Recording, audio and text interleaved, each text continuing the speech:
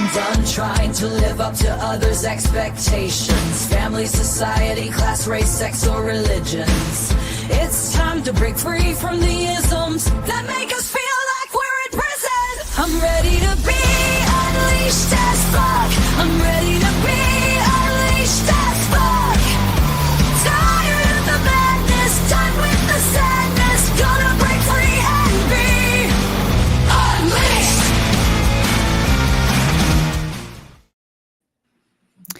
Hello. Before we, I don't know where that came from. Before we were told to be polite, obedient, or pleasing, we were taught to be ashamed, and we were taught to be feel shame about our bodies. We were taught to be ashamed about our anger. We were taught to have shame about, gosh, a whole bunch of things. Whether you're too loud, too soft, pleasing, our voice, ashamed of our voice. But shame was the first leash we were handed, and most of us are still dragging it along right behind us. That's true. And this isn't just about feelings, it's about programming. Shame gets hardwired into your nervous system, your subconscious, your identity, everything about who you think you are. And until you unhook from it, it runs the show. Today, we're pulling that leash into the light. Yeah, and you don't even realize that that's the crazy thing. Exactly. I'm Deidre Beecham. I'm sorry, you're listening to Unleashed AF. I am Deidre Beecham. You are listening to Unleashed AF, podcast that rips off the mask, exposes the leash, and challenges you to lead with your full damn power. I'm a power voice activator for women who are done with nice girl training. I left a religious cult, a marriage of 20 years when I came out of the closet. And while most people shift their mindset, and that's a great thing to do, I rebuilt my entire internal system, brain, body, soul, to reclaim my power voice. And now I help women like you do the same. That's right. And I'm Jenny Badig, certified hypnotherapist, coach, human factors engineer, and liberator of your subconscious superpowers, which I now have as my title along the bottom. It was just more fun than hypno coach. I help unleash what's already inside people so they can stop sabotaging and start soaring. And together, we're here to strip back the BS, call out the leashes, and explore what it really means to be free in your body, your voice, and your damn life. If you love what we're about, hit follow, subscribe, and drop your thoughts in the comments or at unleashedafpodcast.com on the WWJDD page, which is What Would Jenny and Deidre Do? We're here for truth, rebellion, and your authentic, unleashed life. Awesome. Yeah. And today we're talking about, obviously, shame. And it's really interesting because shame can come from so many places. It comes from people in your home. Most people start out getting shamed by their family. Mm-hmm. Especially women are taught to feel ashamed of so many things about themselves.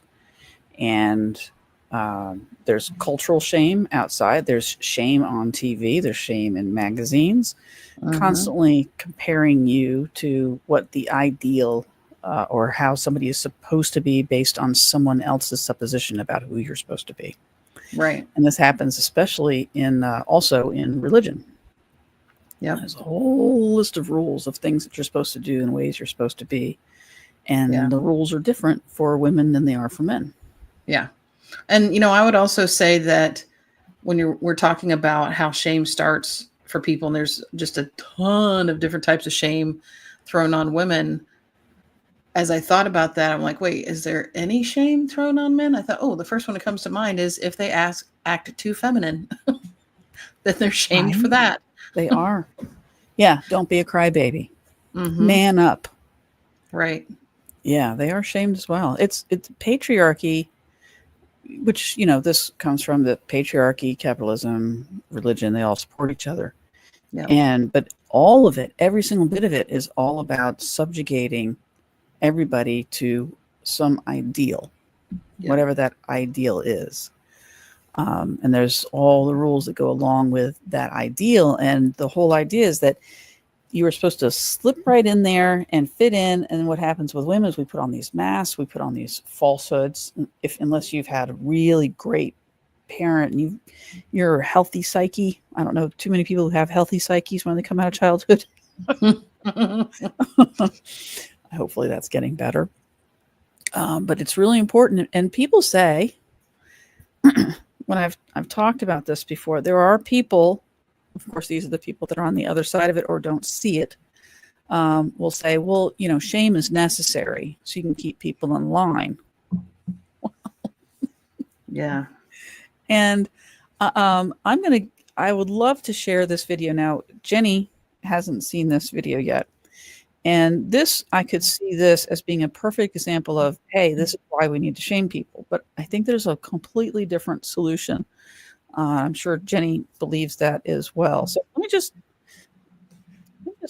pull this video up real quick. This is, if you haven't heard about it, this is she's a traditional wife or trad wife influencer. And she, this woman was supporting another woman and raising money for this other woman, helping to raise money for this other woman who had gotten a lot of criticism because she was caught on camera berating an autistic Black child on the playground and calling him the N-word over and over and over. This woman that you're going to see in a moment on the Piers Morgan show came to her rescue. So I'm going to help you raise your money. And I was telling Jenny before the show, I don't think I've ever agreed with Piers Morgan. This I can't remember. I usually leave anything that I see of him and I'm just disgusted and revolted. And I actually agree with Piers Morgan on this. I mean, it's like, are pigs going to be flying soon? I don't know. So let me just share this real quick. Why would you want to support a white racist? Okay, you're going to have to turn up your volume. You're going to have to turn your volume up. I did not realize it was so low.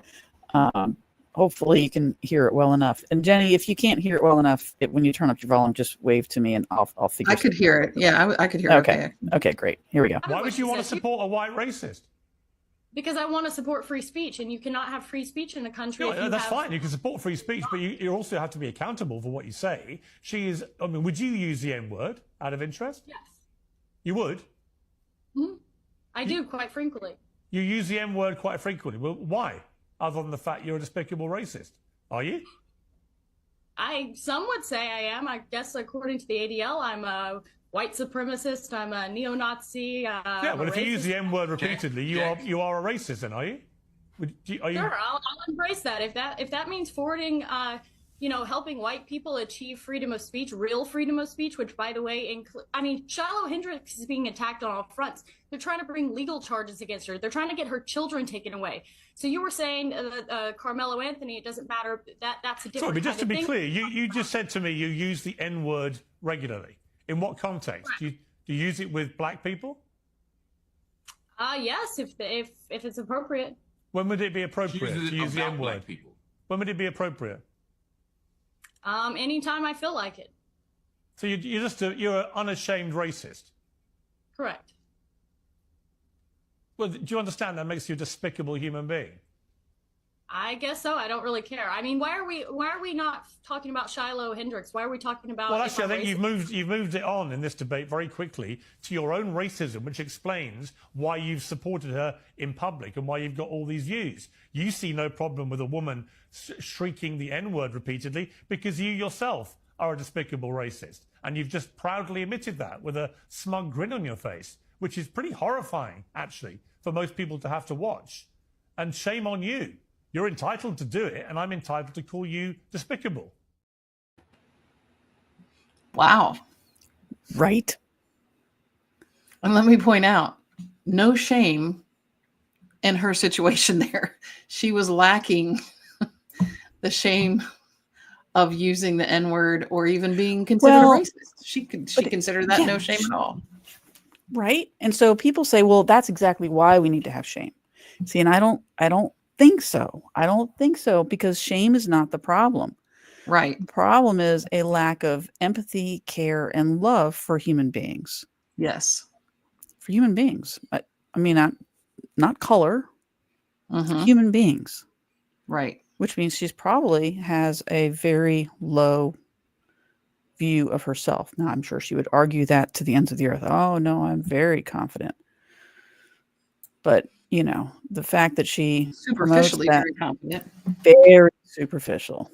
It Yeah. is superficial confidence. Yeah. Wow. Yeah, that's But that just blew me away. And I just had to share that because some people obviously, you know, would say, well, that's why we need to shame people. Shame's not the answer. right.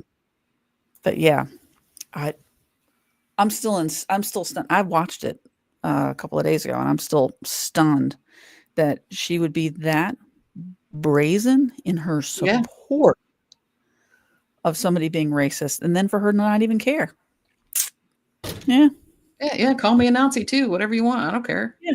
Yeah. I Now don't care. the other thing that screams to me is white privilege. Oh, absolutely.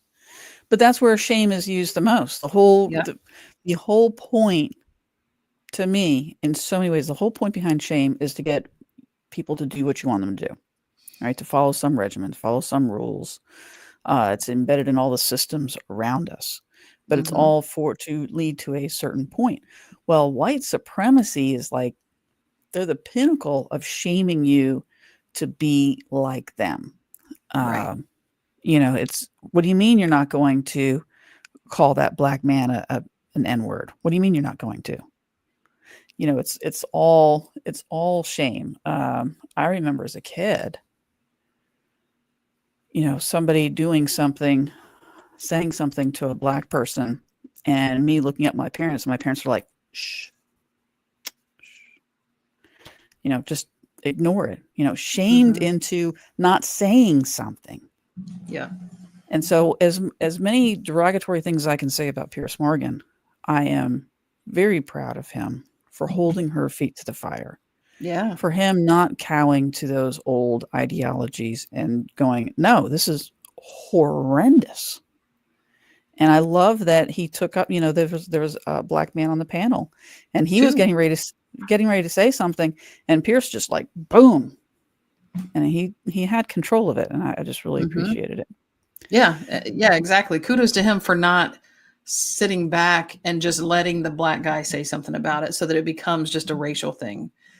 He, as another white person, took it on. And that's what we've talked about in the last several weeks needs to happen more. Yeah. And it was a great example of that.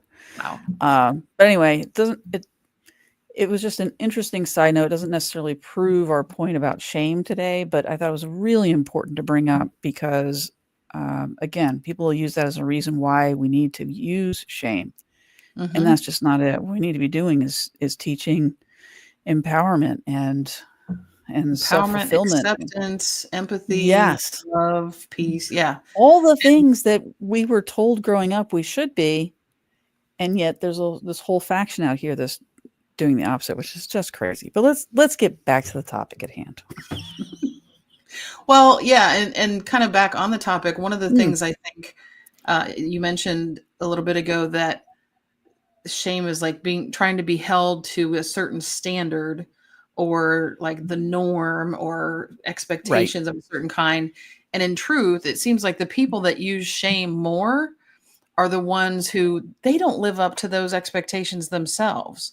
They know That's that true. they're either impossible or ridiculously difficult expectations to live up to. They don't live up to them themselves, but they give on the appearance that they live up to them because what they're doing is behind closed doors or, you know, not disclosed or whatever.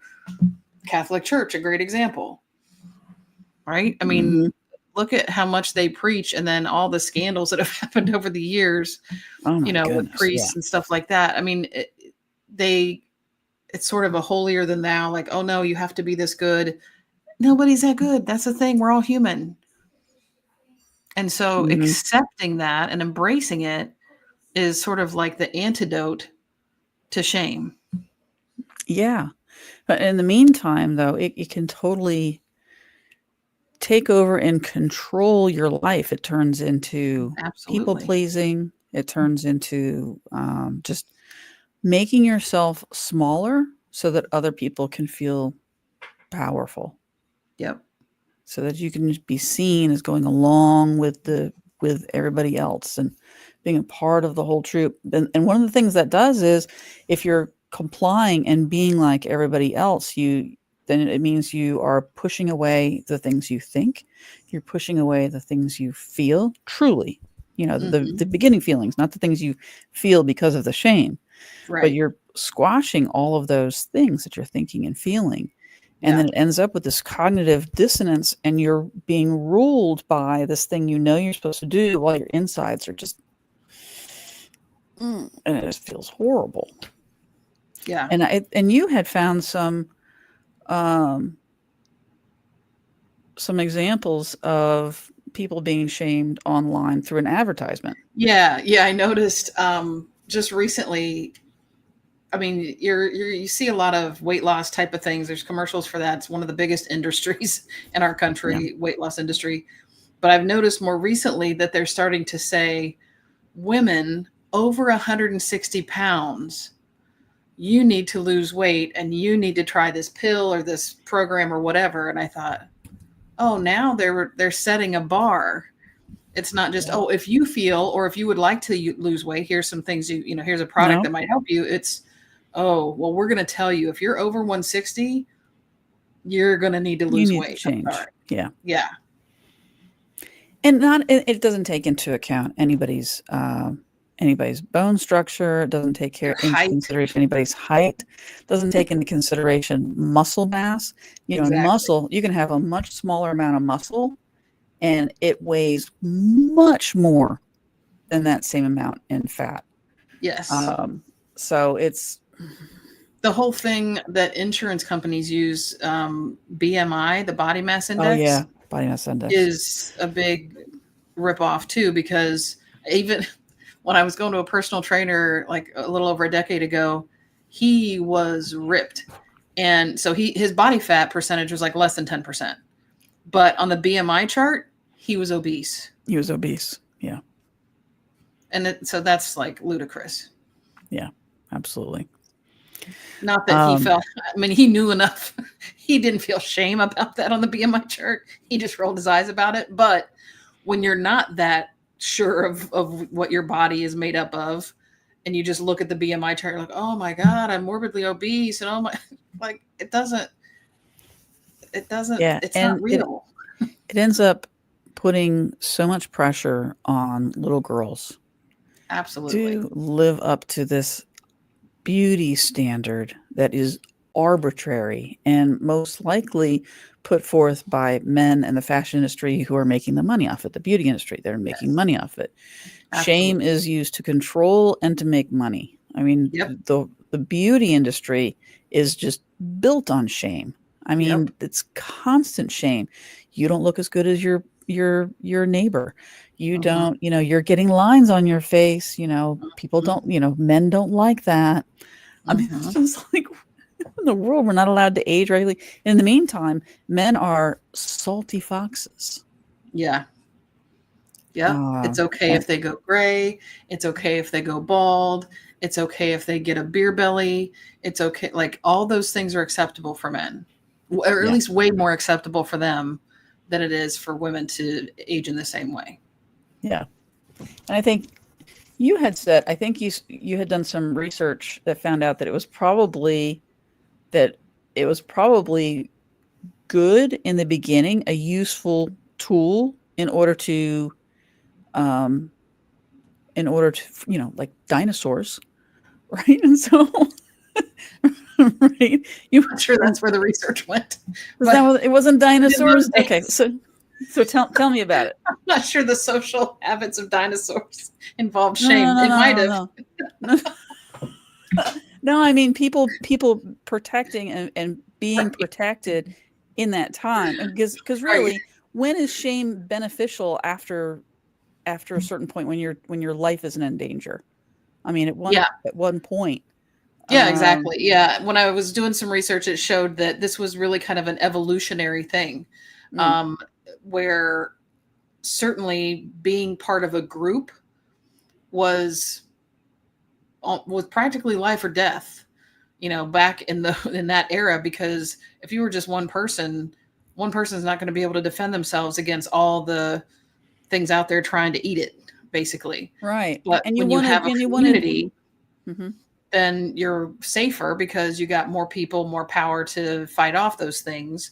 And so that's when it kind of, I think, was born, the idea of, if you shame people about doing things that are outside the norm, they'll stay with the group. They'll want to stay with the group because otherwise, if you're out on your own, good luck.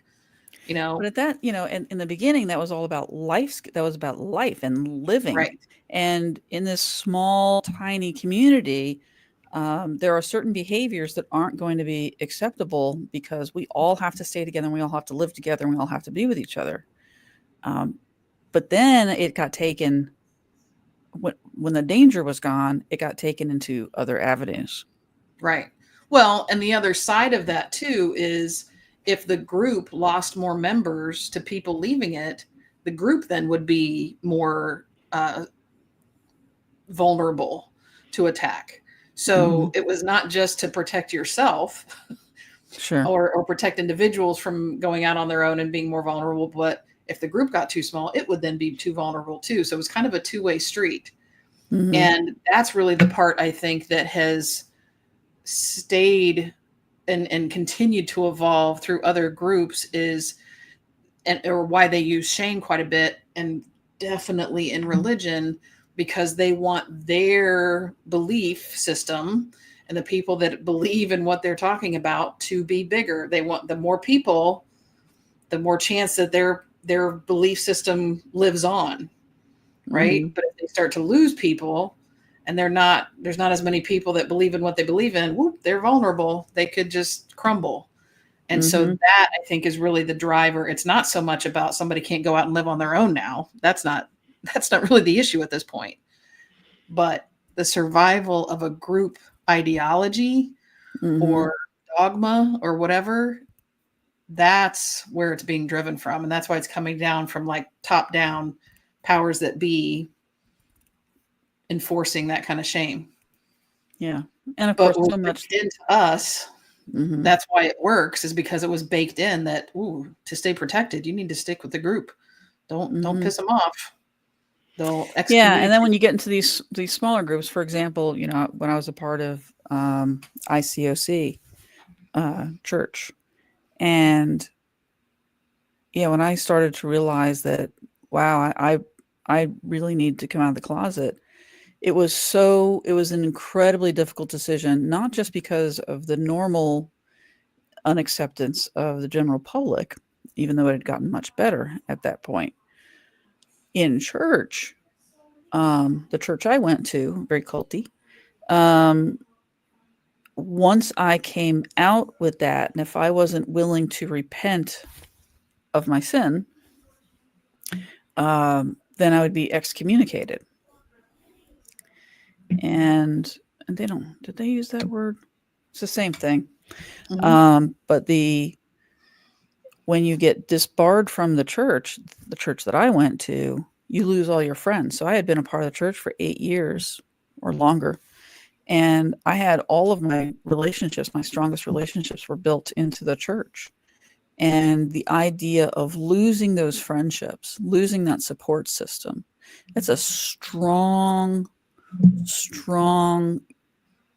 powerful, it's a very powerful control. And to get you, or to get me in this specific example, to get me to follow along, even though I wanted something very different. Because I just felt horrible all the time. I felt like I was betraying myself constantly. Yeah. And yet coming out and living my life in a way that makes me love myself and love other people was shamed by the church. And so it took me a really long time to go, you know what? I'm going to do this. I'm doing this, even if that means I lose these people. And I did. But wow, that's hard. It's hard to push against something that is built to control and separate you from love if you if you don't stay controlled. Yeah.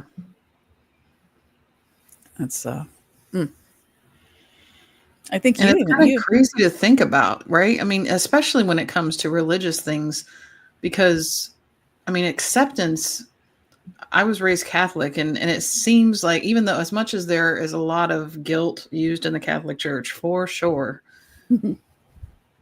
I certainly got the idea that part of what we were supposed to learn or learn to be like was accepting and loving and kind, you know, even though that wasn't necessarily what was happening if you strayed from what they wanted you to do. But accept the love that you're talking about really is acceptance. And so it's so counterintuitive and hypocritical that there's that kind of lack of acceptance in a place where you would go expecting acceptance. right. Yeah. But It apparently not doesn't. everybody goes with that expectation.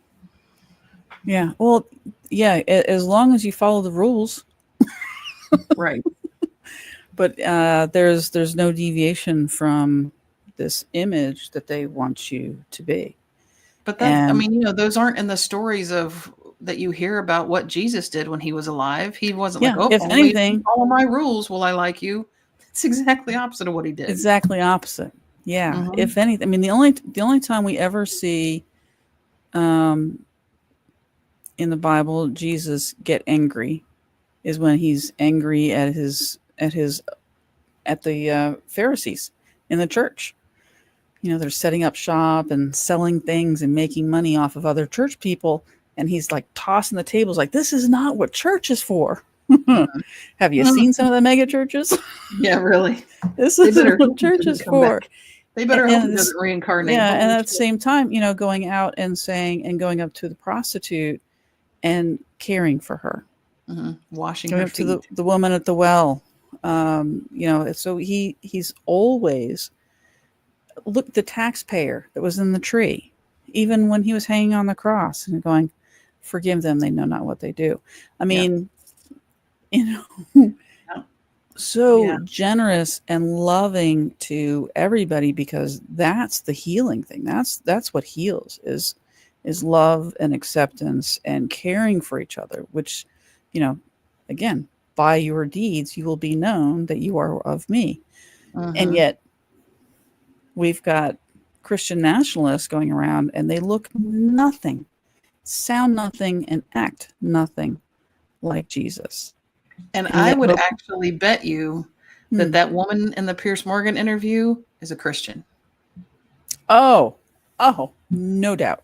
Christian Probably goes to nationalist. church Absolutely. every damn Sunday. Absolutely. I agree. Most likely. Well, I think and certainly most of your white supremacists are going to church. Right. Exactly. And, you know, like I said earlier, having grown up or being raised Catholic, I think for some people, the guilt bug really like latches on. Other people can like shrug it off and it doesn't really affect them as much. Because certainly I was raised Catholic, but then when I was out of college, I coached volleyball at a Catholic high school. There was not even a Catholic high school in my town. So I went to public school, but that was my first exposure to people in Catholic schools. And those girls and boys really were shirking almost every rule they could at every opportunity in terms of their uniforms and, you know, all the different codes they had to live by. And I thought, oh, well, they don't get the Catholic guilt gene like I did. Like that, I wouldn't have even attempted to buck the system like they are. So it doesn't, you know, it's not an equal opportunity thing. Some people, I think, just almost naturally or there's something different about their personality where shame doesn't latch on, guilt doesn't latch on the same way. But for me personally, some of the first things I can remember that shame sort of affected in terms of what I was willing to do or not willing to do. I mean, all the other kids in high school were drinking beer and drinking, well, actually back in those days, a lot of wine coolers and stuff like that. Oh, that's right. It was wine coolers. That's right. I didn't have my first drink of alcohol other than wine at church with communion, which was just a sip. But my first drink of any kind of alcohol other than that was after I'd graduated high school at a graduation party. And I was probably the only one in my high school class, or damn near it. And there were 200 and some of us who had not had a drink prior to that. But that was because I felt like, oh no, you're not supposed to. You're supposed to live by the rules. That's what we do. That's what we do. I don't want to sin. I don't want to do anything wrong. Didn't do it. Also, didn't have a boyfriend until I was in college. So just was very trying to live on the straight and narrow. Don't deviate. Do exactly what you're told. Don't break any rules. I was a good student. I just did what I was supposed to do. Yeah, I was the same way. I didn't have my first drink of alcohol until after my first year in college. Yeah, and for the same reason, I was like, no, I'm a good girl. I'm a good girl. I follow the rules. Yeah. Yeah. I had that nice girl training down. Mm-hmm. And a lot of people do. And the crazy thing is, and this is what I'm experiencing the older I'm getting, is that women that are our age or have come up around our age, that have the nice girl training, that have this shame kind of embedded in their system and hasn't gone out yet. And they've worked on it. And a lot of women have worked on their shame. But what's crazy is, and I experienced this for myself, you get to a point in your life when you think you've worked on all of these things, and then something happens and you get triggered back into old habit of being the nice girl, and protecting whatever it is you think you need to protect. Yeah. People pleasing, perfectionism, and a lot of, and what I'm finding is that women are feeling the shame, or feeling that, they're like, oh my gosh, I'm people pleasing, or I'm doing this, whatever this is. I can't believe it that I'm this old and I still struggle with this. How can I be this old and still struggle with this? And then there's shame. I mean, you can hear it. Oh, how can I be like there's some mystical perfection, like you get into your 50s right, and you're just supposed to be perfect and have it all figured out. And that shame keeps us from getting help. That shame right, keeps us from saying the one thing that we need the most help with. Mm-hmm. And I experienced that, was it last week? I ran my program, Burn the Mask. It's just a 2-hour program. It's free. And a friend of mine came to it. She had told me before she didn't need any help, but she was going to come and support me. And but she was good. Like, that's so nice of you. That's so nice of you to come. And she came, and as we were talking and asking her questions through this, because it's not a training per se. It's not like I'm going to teach you X, Y, Z. It's back and forth. What's going on with interactive, you? yeah. It's very interactive. And what's going on? Let's talk about these things. And I have things I'm going over, but it's interactive. And she started answering questions, and she looked at me and she says, "Oh my gosh. So what you just talked about is something that's happening with me and my son and my relationship with my son." And she started sharing about, some shame that she was feeling, and some people pleasing that was going on inside of her, and anger that was coming up as a result of it. And in the conversation, I was able to help her to see where it was really all coming from. And she had this kind of this epiphany moment. But that can't happen if you're surrounded by people who are making you feel shame. It's so hard to delve deep and to find those things if you're surrounded by people who are shaming you, who are judging you. And so it's important to find spaces where you can be honest and say those things that are difficult to say otherwise, because other people may shame you. So that's why I created Burn the Mask. It's twofold. One, it allows people to be in a safe space, see what that feels like, and also to get an idea of how it is to work with me. There's no hard sell. You're either going to love it or you're not, and I'm really good with that. But I'm doing them every other week right now, and the next one is coming up next week, next Tuesday, and it's from 2 to 4 p.m. Eastern Standard Time.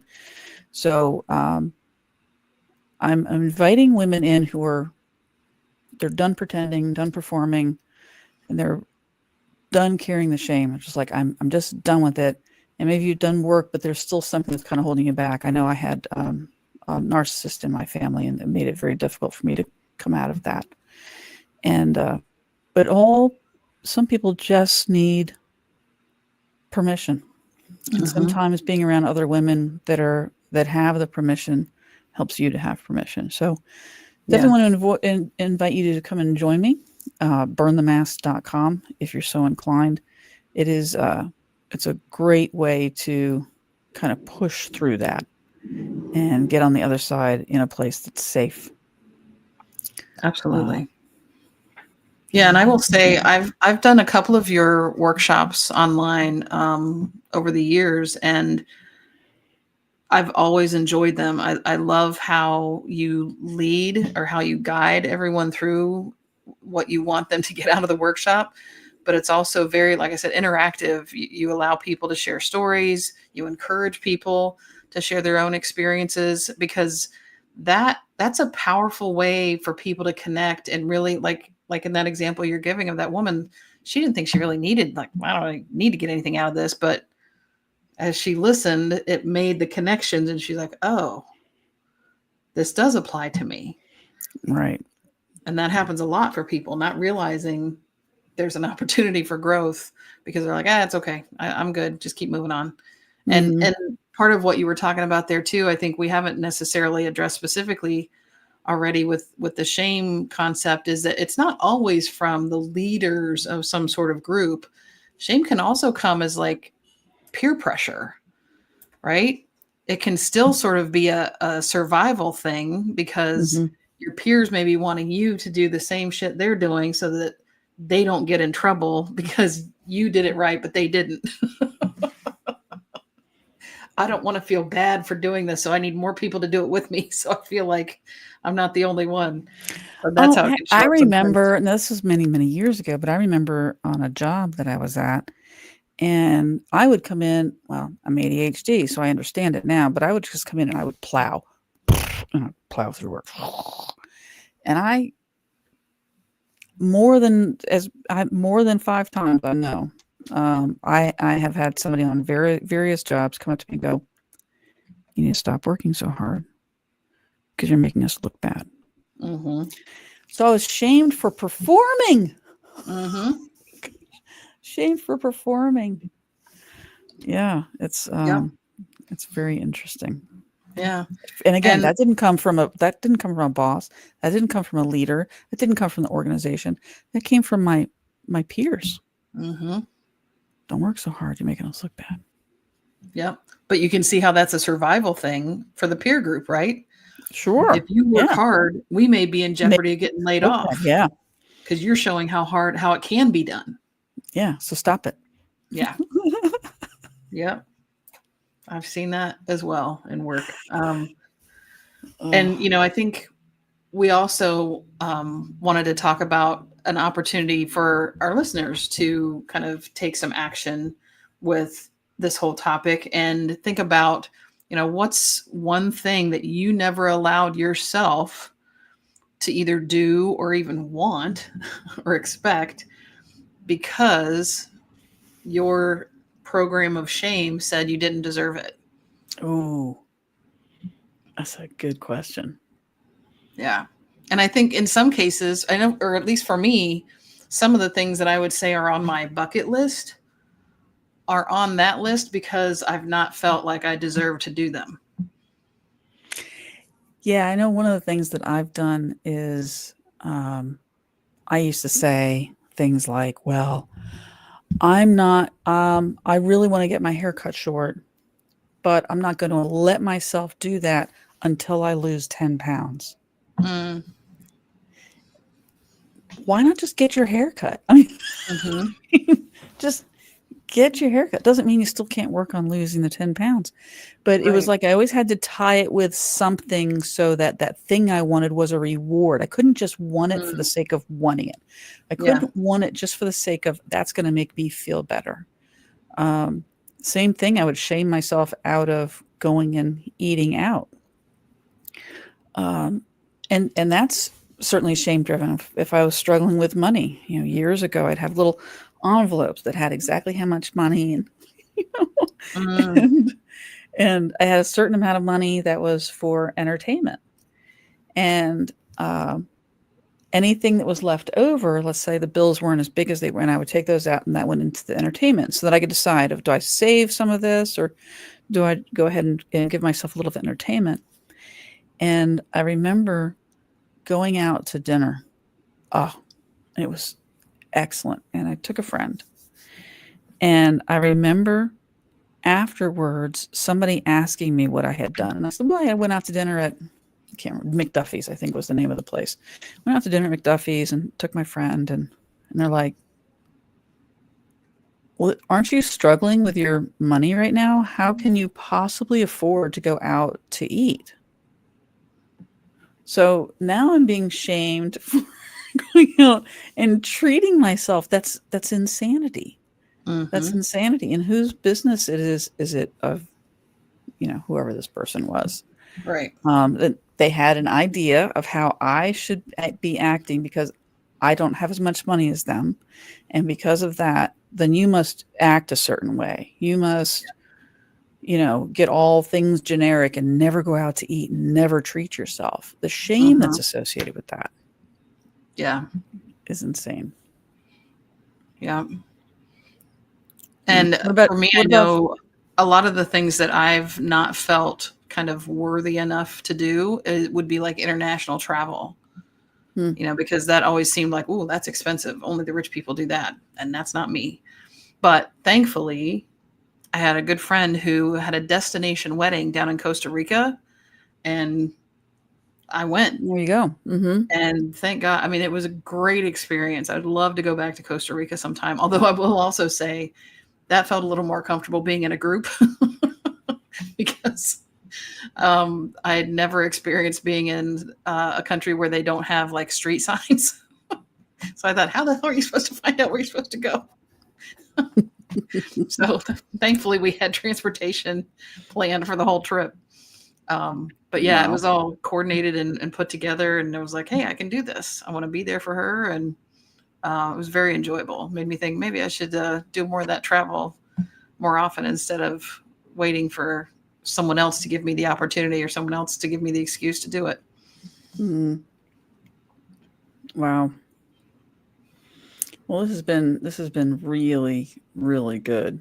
I hope that if you're watching, that this is making a difference for you, and knowing that, even as far along as we are in our careers and our lives, that these things still creep up. It's systemic. It is in our lives, and Absolutely. the beautiful thing is that being around other people that are fighting these same things helps because then you can help each other as well and grow together. So it's fantastic having mirrors.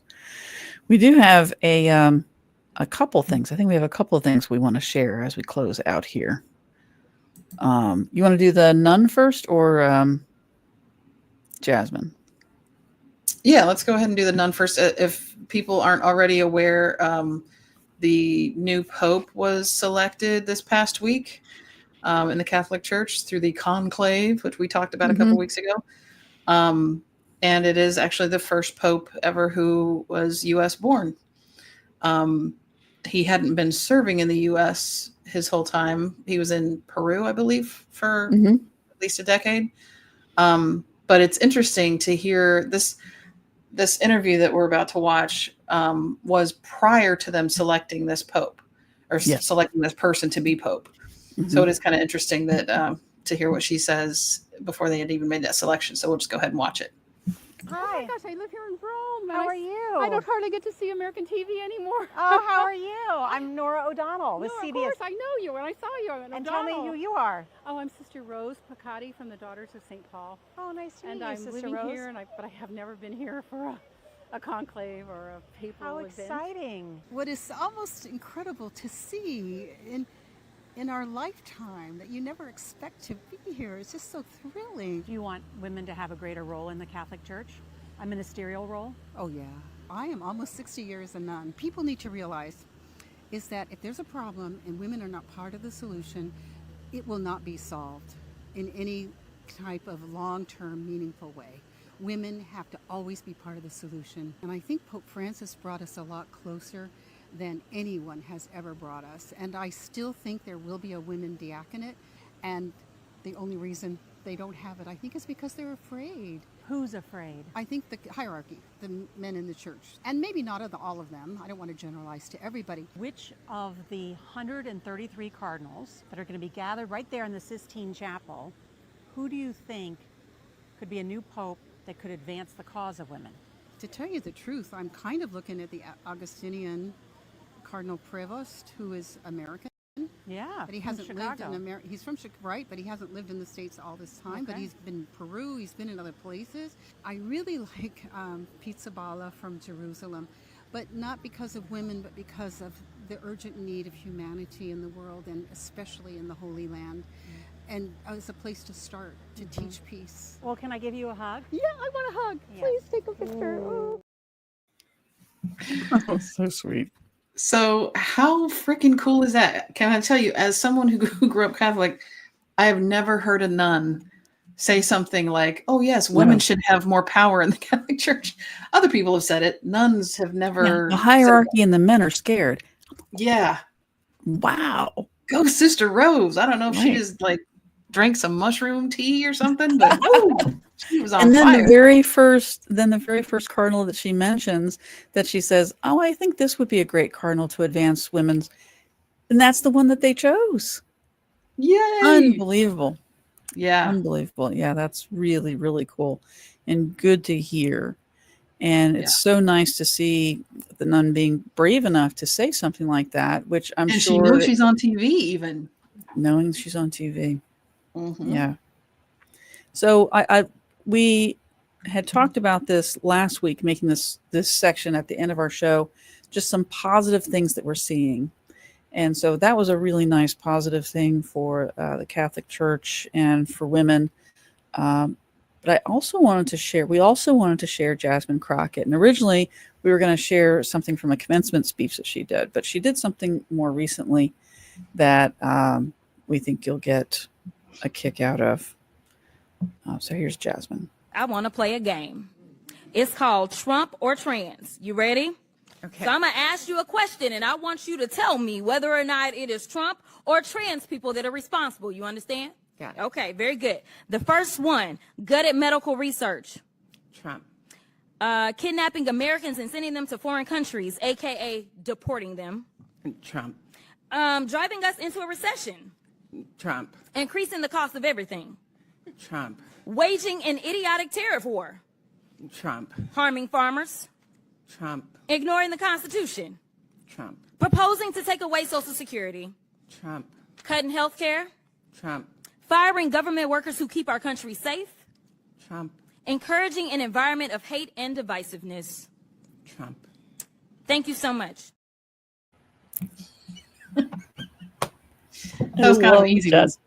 Love Jasmine Crockett. And, Yeah. and one of the things I love about her is that she's actually going out and saying things. She's saying things. She is standing up to this idiocy. She's standing up to Marjorie Taylor Greene. She's standing up to, she's standing up to everybody. Yeah. And you can see she's that's what we need. not living in shame. No. She is she is definitely not living in shame. And just as much as we need Jasmine Crockett's voice and our voices and people like us, this world needs your voice. So it's important to find ways to overcome the shame that you've been trained to feel, that you've been trained to experience. because this world needs sane voices, because the insane voices are so loud, but there's not nearly as many of them as there are us, but our voices have to ring out. Mm-hmm. And that's one of the things that we hope happens as a result of you coming to the show every week. Yeah. You want to move on to the challenge? Yeah. I figured that's what you were kind of leading into there. Yeah, so I just didn't want to keep on talking. That's all right. That's all right. Yeah, go ahead. So this week we're going to challenge you guys to, or dare you even, to do one thing that shame told you not to do. So as an example, you might wear an outfit that you thought, oh, I can't wear that outfit. Like you said, I need to lose 10 pounds or whatever. Take the photo, be in the selfie, get in the family photo instead of being the one behind the camera taking the picture. Make the ask, whether it's a business ask or a personal ask. Don't hold yourself back from just stepping forward and asking for what you want. Yeah, I'm going to throw one more in here, which is, if you're a business person and you don't put yourself on video, or maybe you do and it's always scripted, do an unscripted one. Be authentic. It doesn't have to be perfect. That's all shame-based, thinking it has to be perfect. Yeah. And I think you'll be absolutely amazed at the response. I'm positive that you'll be amazed at the response that you get when you don't think you're being perfect, but everybody around you is hearing your authenticity. And that's so powerful. Yep, for sure. For sure. And an even more personal example of something that you could do if those things don't quite come up as opportunities for you is look in the mirror. Everybody has an opportunity to look in a mirror and say something or just pick 3 positive things to say about yourself.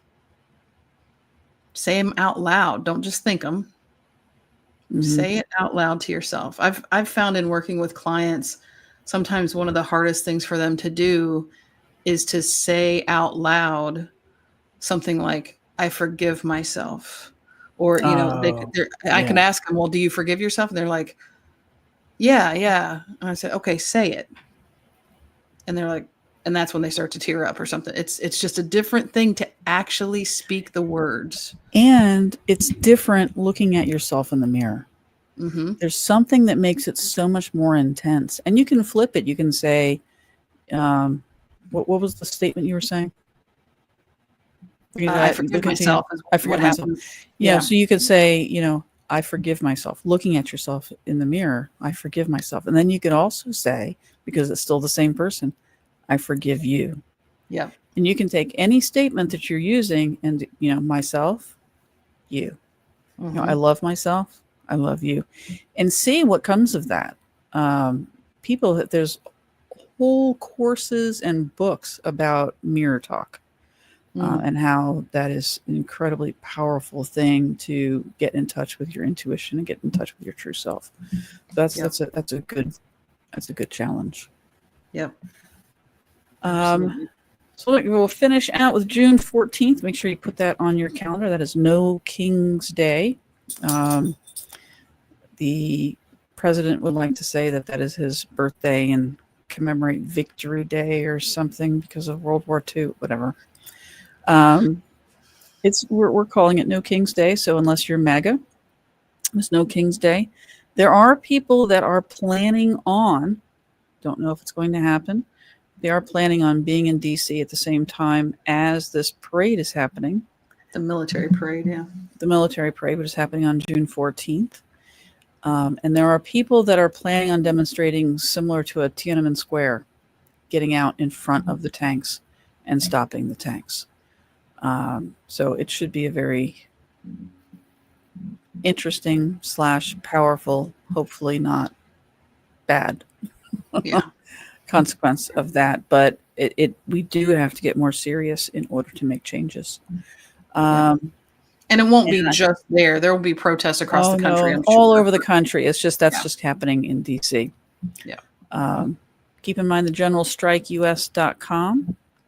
Keep that in mind. If you haven't signed up, please sign up for that so that you can get notified when we do have enough people to go on strike across the country. And also, of course, there's 5calls.org. And then the new one that we found that I just love. What is that one called? I don't see it on the sheet. There it is. Yeah, really like this one because it tells you where, based on where you are, what is available.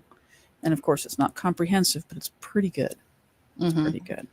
It's the most, I would say it's the most comprehensive we've seen in the ones that we've looked at so far in terms of the actions coming up. Because it's not even just like protests and stuff like that. It's even volunteer opportunities with local organizations, meetings that you can go to with like-minded people, things like that. So there's a lot of things that you can find once you put in like your location, and it'll show you what the types of things going on in your area, whatever you're interested in. So yeah, that's a great resource. And next week, we're going to take this a little bit deeper because we just brushed the surface of shame and what it is and how it affects us. It's not just personal. Shame is weaponized. And we touched on that today. So we're going to expose and talk about how religion has used shame as a tool of control and what it takes to break free from that. So if you know somebody that is either trying to deconstruct or have had church in their background and still have some of that with them, come into the show next week and we'll hopefully be able to help out. If you enjoyed today's episode, please go ahead. Well, I was going to say, I'm not sure if we've talked about this too much, but I am in the process of catching up on the Handmaid's Tale show. So I'm sure that will come up a little bit in our discussion. I imagine it would. I think you've done what, 1 season and a half? Almost a season and a third, probably. Yeah. Yeah. So far, but by then I'll be through season 2, I'm sure. Yeah. Yeah. So that's great. And you're all the way up through season 5, right? You're just waiting to watch season 6 till I've caught up. Yeah, I may watch season 5 with you. To refresh. Again, it has been a while. Yeah. So anyway, if you've enjoyed today's episode, subscribe, follow, and share. If you have a topic question you want to ask us, or if you want to be a guest, please go to our website, unleashedafpodcast.com. Go to the tab WWJDD. What would Jenny and Deidre do? We'd love to hear from you. Absolutely love to hear from you. So, so you are not too much, and you're not enough, because you are. You're not broken, but the damn system is. The system is broken. And so the best thing you can do is to unleash from it, become sovereign. Don't be inside the matrix. Get outside the matrix. Take the blue pill. Which pill? Yeah, I was going to say. I think the red pill's the one where you stay in the matrix. And hopefully I don't get that wrong. And then the blue pill is the one that gets you on the outside of it. And keep going. So we look forward to seeing you next week. Let your friends know. Let's see, do I have everything here? Yeah, I have everything. You ready to go? Yep. All right, everybody take care. We'll see you next week. Stay unleashed. I'm done trying to live up to others' expectations. Family, society, class, race, sex, or religions. It's time to break free from the isms that make us feel like we're in prison. I'm ready to be unleashed as fuck. I'm ready